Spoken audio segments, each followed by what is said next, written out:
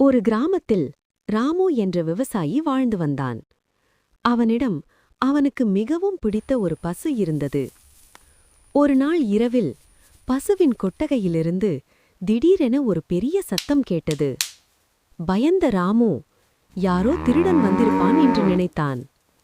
இருட்டில் எதையும் சரியாக பார்க்காமல் கையில் இருந்த கம்பியை எடுத்துக்கொண்டு அவசரமாக உள்ளே ஓடினான். அசையும் நிழலைக் கண்டதும் யோசிக்காமல் கம்பியால் அடித்தான்.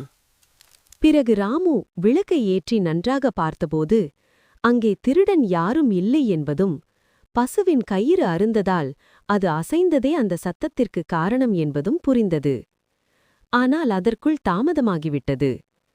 அவசரமும் பயமும் காரணமாக அடிபட்ட பசு மிகவும் காயமடைந்து வலியில் தவித்தது. அந்த காட்சியை பார்த்த ராமுவின் மனம் கனத்தது.